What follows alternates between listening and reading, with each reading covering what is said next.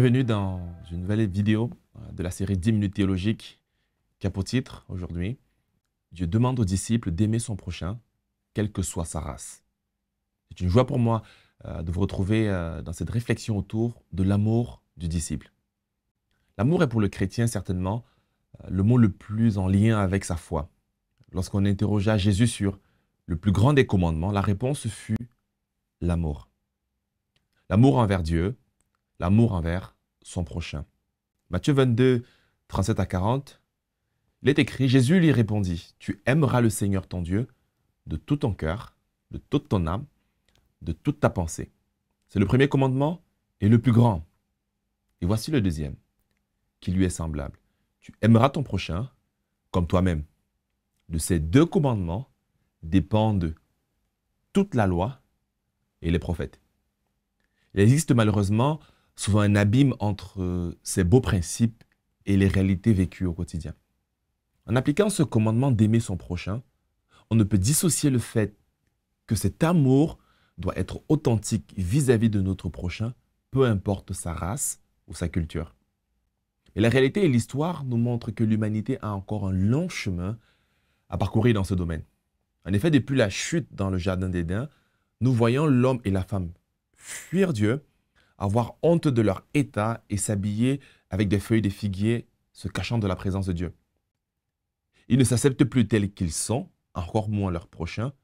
De là naît une séparation de l'homme avec Dieu, avec lui-même, mais aussi avec son prochain. Le pasteur Georges Michel l'appelle souvent la triple rupture. Ce problème d'amour dont l'origine se trouve depuis la chute va traverser toute l'histoire et reste encore aujourd'hui un défi réel.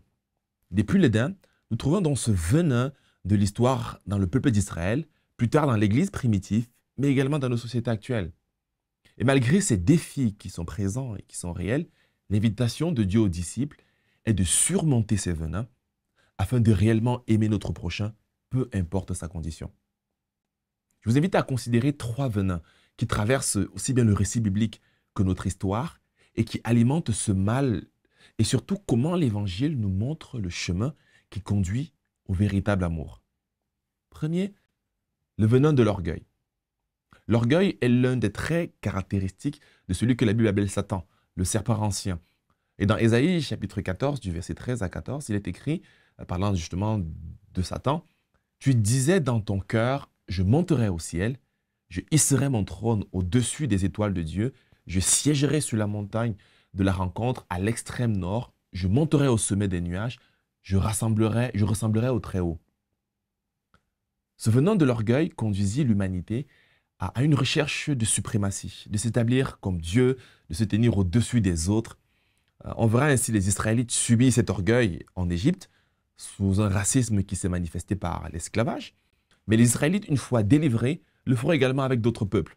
Ils étaient censés être une bénédiction pour les autres nations, les autres cultures, et pour autant, ils vont se sentir supérieurs aux autres. On retrouve également ce venin s'insérer dans l'Église primitive, les chrétiens d'origine juive et ceux d'origine païenne, mais une histoire beaucoup plus récente entre les chrétiens blancs et les chrétiens noirs, asiatiques, sud-américains. Sous différentes formes, époques, cet orgueil nous rend aveugles et surtout amnésiques de l'histoire.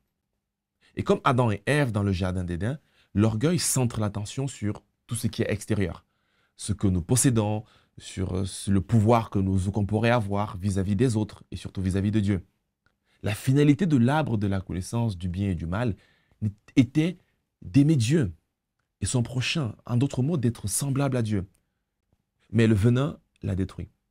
Et si chaque fois que nous apprécions ou jugeons quelqu'un sur la base de ses acquis extérieurs, de sa connaissance, de sa couleur de peau, nous nous laissons influencer par ce venin. Et on peut se considérer plus intelligent, plus riche, plus prospère, plus puissant que l'autre, surtout lorsqu'il est différent de nous.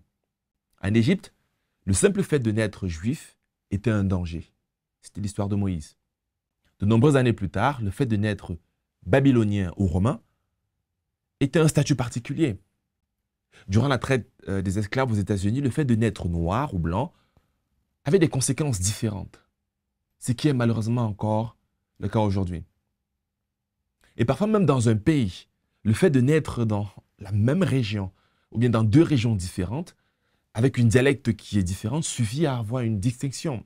Les conflits tribaux nous rappellent malheureusement la réalité de ce venin.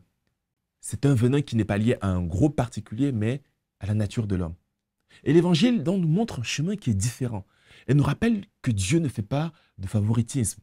Montre que le problème à la source, c'est le jardin d'Éden et que la solution se trouve à la croix. Et Galates 3, 27, 28 dit ceci. En effet, vous tous qui avez été baptisés en Christ, vous êtes revêtus de Christ. Il n'y a plus ni juif, ni non-juif. Il n'y a plus ni esclave, ni libre. Il n'y a plus ni homme, ni femme, car vous êtes tous un en Jésus-Christ. L'Évangile nous invite à aimer, car il n'y a plus de différence. Et nous invite à considérer l'autre non pas comme un danger, mais comme une richesse. Le pasteur Timothy Keller, qui était pasteur à New York pendant de nombreuses années, dans son livre « L'Église centrée sur l'Évangile », nous rappelle finalement quelque chose d'assez prochain, que nous découvrons Dieu dans notre prochain.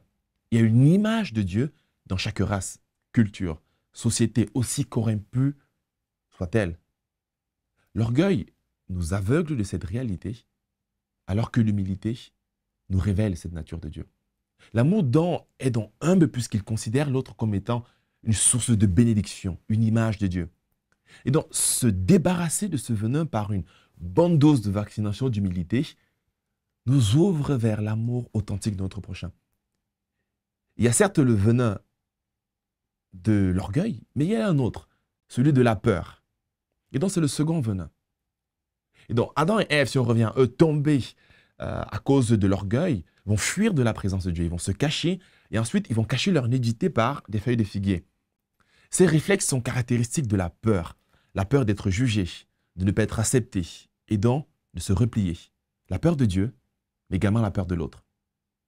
Cette peur malsaine a conduit à prendre des décisions parfois dramatiques. Caïn, par exemple, va laisser cette peur dominer sa vie au point de tuer son frère Abel. La peur de ne pas être accepté. Cette peur va conduire les Égyptiens à dominer les Juifs et faire d'eux des esclaves. Cette peur va conduire les pratiques païennes dans le christianisme qui venait de naître auprès des Juifs à un conflit réel dans la nouvelle Église. Cette peur va conduire les pays occidentaux parfois à reprimer les nations qui sont très lointaines, animées par la soif de posséder. Cette peur va plonger les nombreuses églises du monde entier dans le problème d'immigration, d'intégration et générer des tensions parfois malsaines.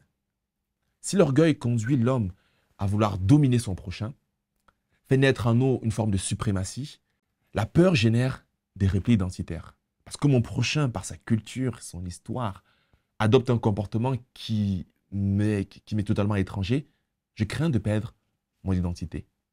Combien de familles expérimentent cette peur, ce sentiment, lorsque leur fils ou leur fille introduisent quelqu'un d'un pays, d'une ethnie ou d'une culture différente? Une peur de perdre les valeurs s'installe dans la famille. En ce sens, le venin de la peur élève des murs entre les cultures, crée des tensions dans les sociétés et nous éloigne du projet initial de Dieu. L'Évangile propose une approche différente. Elle nous invite à aimer notre prochain, peu importe sa race et sa culture. Pourquoi? Parce qu'on trouve dans chaque individu, aussi pécheur soit-il, une image de Dieu. La diversité n'est plus une menace, mais une bénédiction pour l'humanité. Au lieu de laisser ce venin de peur nous monter les uns contre les autres, l'Évangile nous invite à créer des passerelles d'amour afin de réconcilier les êtres humains. Et l'apôtre Paul, lorsqu'il parlait aux Corinthiens, nous montre que la révélation de Dieu, elle est universelle. En ce sens que chaque nation, chaque individu, chaque continent, chaque créature reflète une image de Dieu. C'est pour ça qu'il dit « Faisons l'homme à mon image et à ma ressemblance ». Et Romains 1, 19 déclare « En effet, les perfections invisibles de Dieu, sa puissance éternelle, sa divinité, se voient depuis la création du monde. Elles ne comprennent pas ce qu'elle fait. Ils n'en sont donc inexcusables. » En d'autres mots, aucune race, aucune culture, aucune catégorie sociale, aucune génération ne détient en elle-même la révélation absolue de Dieu. Aimer et apprendre de Dieu revient à aimer et apprendre de son prochain. Enfin, le dernier venin, il s'agit de celui de la non-restauration ou de la non-guérison. Si nous remontons l'histoire de la Genèse, puisque c'est à ce niveau que tout se passe, nous réalisons qu'après la chute, puis la peur, va s'installer la culpabilité. Que se serait-il passé si Adam et Ève étaient revenus vers Dieu pour demander pardon d'un cœur sincère? Il est fort probable qu'ils les auraient reçus, qu'ils seraient partis guéris et transformés. Mais ils sont partis avec le cœur lourd de culpabilité, brisé à l'intérieur et également condamnés par Dieu. Cette réalité malheureuse se trouve encore dans l'histoire du peuple juif et celle de notre humanité. Celui qui a subi une injustice regarde toujours celui qui en est l'auteur avec beaucoup de vengeance. Le manque de restauration et de pardon rend aveugle et amnésique face au plan de Dieu. La naissance du christianisme s'est faite dans la douleur, sur la persécution juive.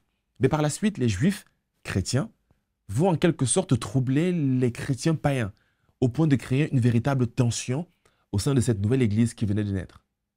Ensuite, le christianisme va être persécuté par l'Empire romain. Puis l'église romaine, qui va devenir l'église catholique romaine, va persécuter l'église réformée protestante. Puis, peut-être les réformés d'une certaine façon, les évangéliques, et ainsi de suite. Ensuite, les blancs, les noirs, les pauvres par rapport aux riches, les colons par rapport aux colonies, et la liste est longue. Un cœur blessé a toujours plus de fortes chances de blesser en retour. Cependant, la Bible et surtout Dieu nous invite à laver notre cœur, comme celui d'un enfant. On peut saisir les pensées de Jésus qui invitait à aimer ses ennemis, car c'est le moyen de préserver son cœur et de briser le cercle dangereux de la vengeance. L'amour du prochain pardonne et excuse tout. Et c'est possible en Christ, car humainement, c'est inimaginable. Je conclus avec cette pensée, ce beau tableau que l'on trouve dans le livre de l'Apocalypse, au chapitre 7, à partir du verset 9. Il est écrit: « Après cela, je regardais et voici, il y avait une grande foule, que personne ne pouvait compter, de toute nation, de toute tribu, de tout peuple, de toute langue. Ils se tenaient devant le trône et devant l'agneau, revêtus de robes blanches, et des palmes dans leurs mains, et ils criaient d'une voix forte en disant: « Le salut est à notre Dieu qui est assis sur le trône et à l'agneau. » Et tous les anges se tenaient autour du trône, et des vieillards et des 4 êtres vivants, et ils se prosternèrent sur leur face devant le trône, et ils adorèrent Dieu en disant: « Amen. La louange, la gloire, la sagesse, l'action de grâce, l'honneur, la puissance et la force soient à notre Dieu au siècle des siècles. Amen. » Alors, chers amis, débarrassons-nous de l'orgueil, de la peur et du manque de pardon pour pleinement vivre l'Évangile. Car toutes ces races, ces nations, ces cultures, nous allons participer à ce beau concert à la gloire de l'agneau. Merci de nous avoir suivis. N'hésitez pas à explorer notre site et découvrir d'autres vidéos de la série 10 minutes théologiques. Soyez bénis et à très bientôt.